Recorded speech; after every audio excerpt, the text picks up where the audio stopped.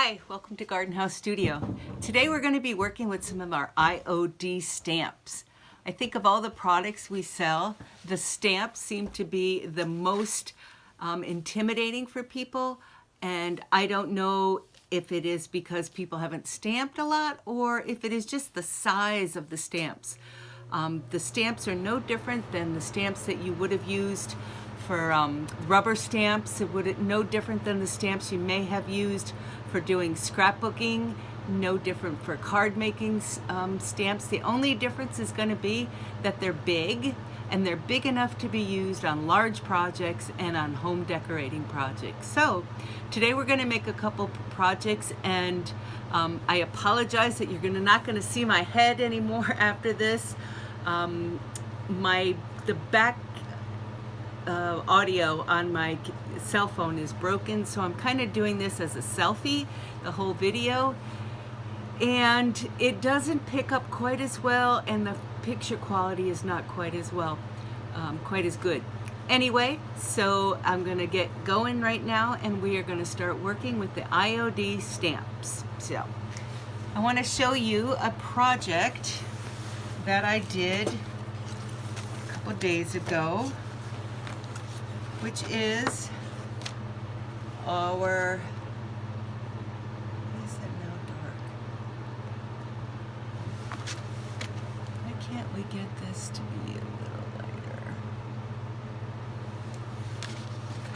This is simply a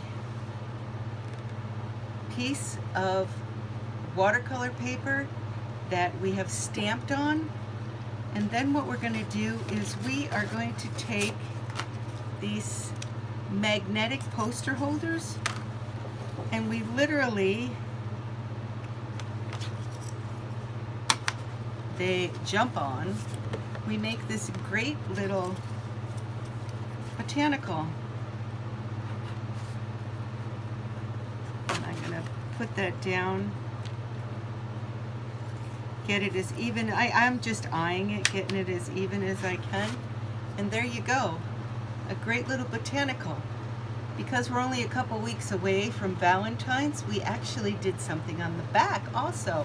We did our Lady of Shalott roses in red with the green, nice bright green foliage, and then we put the word amour, which is love. So there you have it, a double-sided poster made by stamping. So I want to show you how easy it is to use our stamps, and basically this is really a beginner class. We're going to have 3 videos in this series on stamping, and this is the first one. This is the beginner. Now if you use watercolor paper, you know that both sides are absorbent. One side's a little rougher than the other, but both sides are super ready to absorb the ink. So let me clear this away so you can see what I'm doing. And I apologize for the glare. When we built this studio, I wanted lots and lots of windows, and unfortunately those windows create lots and lots of glare when we're doing a video.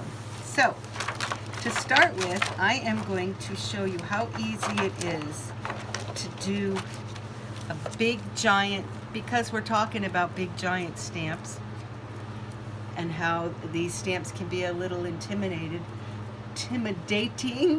This is our kindness regards.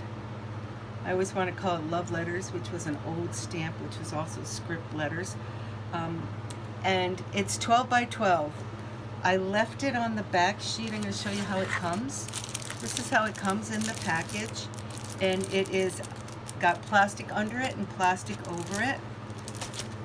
And we left it on the plastic that was under it. This is actually the stamping surface, because we're going to use that whole surface. We're going to hold on to that whole backing. I'm going to use, what do you think about doing some, I was going to do red, but nah, I'm going to use our stone gray ink. So these are our ink pads, They come like this, and we sell the ink separate, and you just keep re-inking it when you need it. Ink pad, and this, again, this is like a 9 by 13, I believe this watercolor paper is, and this stamp is 12 by 12.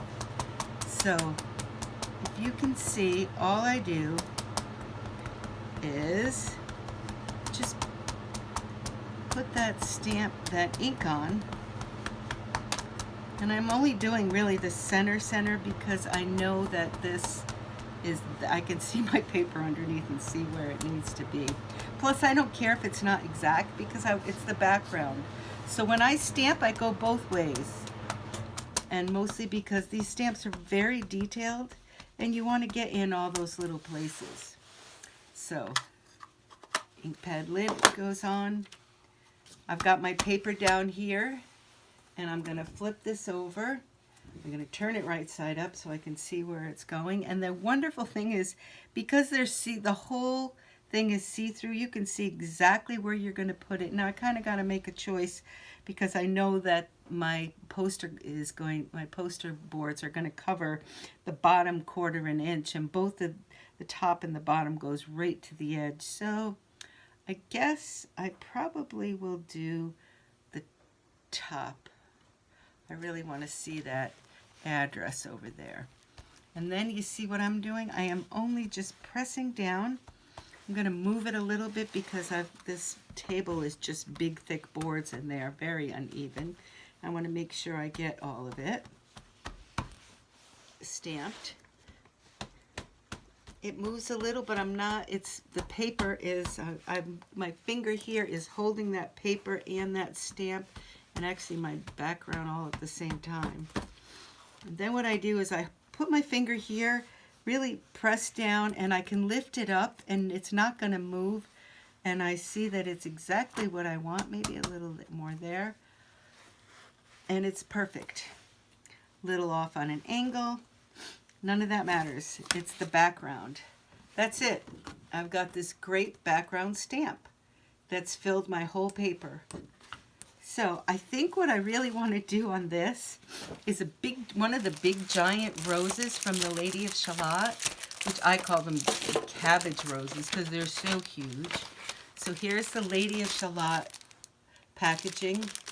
It's a double stamp, so you get lots of stamp images. I don't know if you could see up there, but that is 2 sheets, 2 12 by 12 sheets of roses, leaves, buds. And I'm going to take, I think I'm going to use this. I really like this one that is like a bud, half open bud. And that's what I'm going to use. So I'm going to take my background sheet, a sheet of plastic. I'm going to pop this down there. And I'm going to use red. Now I normally wouldn't do this because I'm going to get red all the way into the, there's a little bit of a foliage there, but I'm going to kind of ignore that because I just really want to have, I don't know if you could see what I'm doing. So there's a little bit of green stem right here, and I'm just not stamping it. That's all there is to it. I'm just not stamping it with the red because I have green, and why not take my stamp, grab my green, and I can use this edge, and I can just get, usually I would have I move this out of the way so I do not get ink on that, but I'm just gonna get a little bit, and again, it's stamping. I don't know if you can see what I did, but I put a little bit where the stem is. Now, where they kind of overlap a little there, it may come out a little green-red, but it's okay. It's stamping, and I just really want that image. Flip this over, and I want it kind of on an angle. Now, if you get a little bit of ink on your paper, on your plastic that you're going to be using, you want to wipe that off because the chances of that hitting your main paper are pretty great. Okay, so here we go. This is going to be, I'm going to call this love letter. Again, I got to pull this up because my table is just that uneven. It's like a 1/4 of an inch gap there.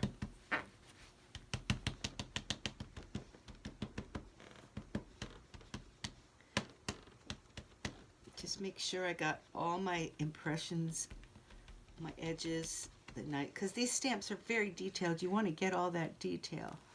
Did I get it all? Sure looks like it. All right. So there's my rose. You can see. Of course I do. And now I think I want to have a stem with that rose. So I'm going to grab the stem, which is right here.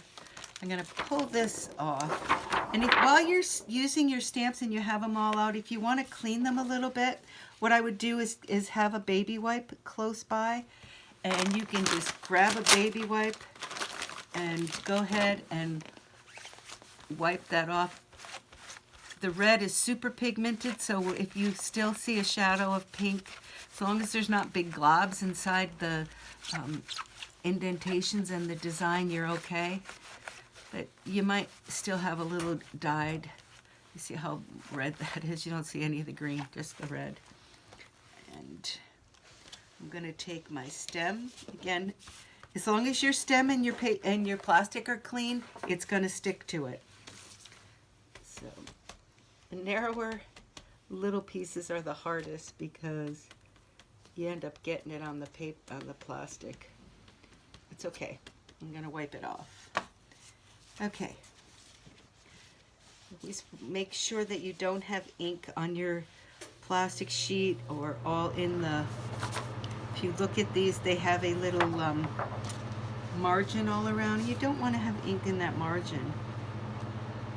I can see I missed a little bit. Okay, that's cool. This ink is also mixable. You can get different colors out of it, right? I am going to go ahead and let it overlap, even though actually I have my little, I'm not going to let it overlap. I always say I'm going to do something, then I don't do it. This is a piece that I cut out. It's that tiny little green stem, and I'm going to do some masking, which means I'm going to put that there so that when I put this down, it doesn't go on top of it. It goes, looks like it's coming from behind it. All right. Press down.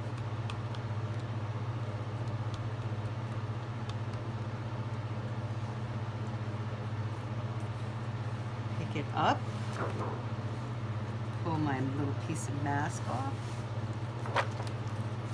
You see how that is coming around? You can kind of see that there.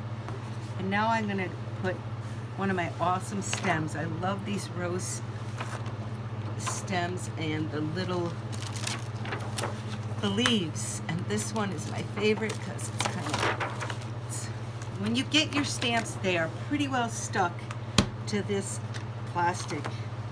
You really have to use some force to get them off. Can't wreck them, don't worry about it. So I'm going to use this full leaf. And the reason being, I want to kind of fill that space up there.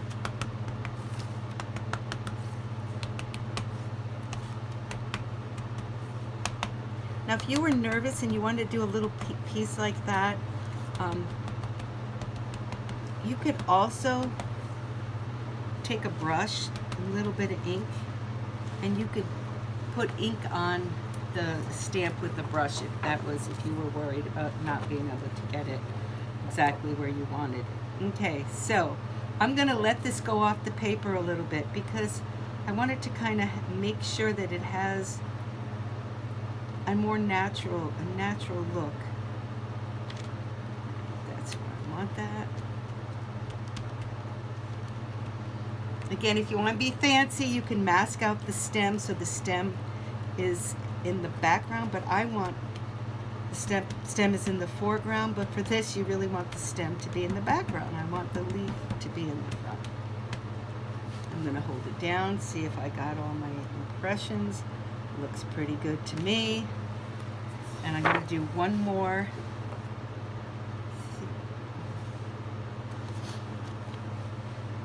One more leaf. Let's see what it would be if we did one this way. All right, I'm going to take that. This set of leaves is really easy to use on both sides. Use them as a left and as a right leaf. Let's see if I got any ink down there. Does not look like it.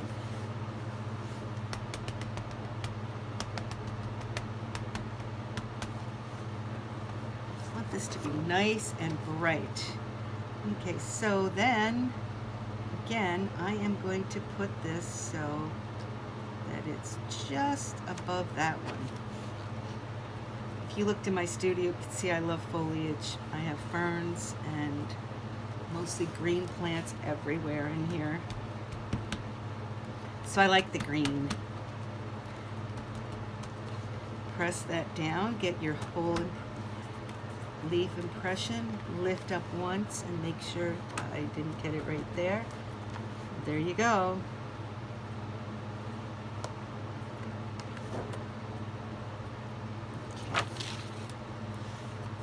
So there is our leaf and our background, and I'm going to do one more thing for a background.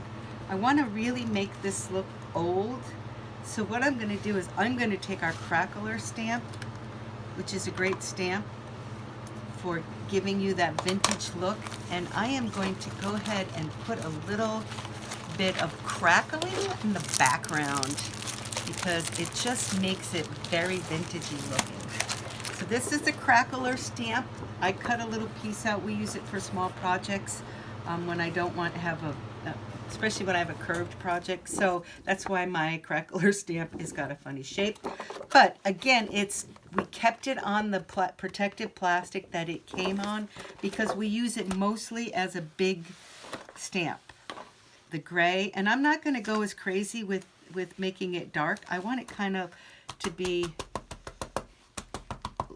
light. So I'm just going to, well, it's going to be really kind of haphazard. And okay, so I put a bunch of ink, and again, I'm using the stone gray because that is the most vintagey color. I'm going to pop the whole thing down, and I love Josie for giving us a great demo of how to use this. You're just going to kind of rub over it with your fingers, the tips of your fingers. You don't want it to all be, and again, I've got to move mine because of that. You'll end up with if you end up with an uneven surface, it may show through. So there we go. We just touched it a little bit. Hold on to the side to somewhere while you pull it up. Perfect. Maybe a little over. Oh, I love it. All right, there's a spot down here where, again, my wonderful cutout. So I'm just gonna put a little bit of that there. Perfect, so that it looks like we did it there. All right. I wish you could see how pretty this is, but hopefully you can. What a perfect little Valentine gift for somebody. We sell these poster hangers. You get 2 in a package. They're unfinished, so you can paint them any way you want. We sell them. We actually don't have them on the website right now, but we are more than happy if you send us an email to ship you a set. You get 2 poster holders for $8.95. Paint them any color you want them to be. I'm going to show you how pretty this is. Just put up here.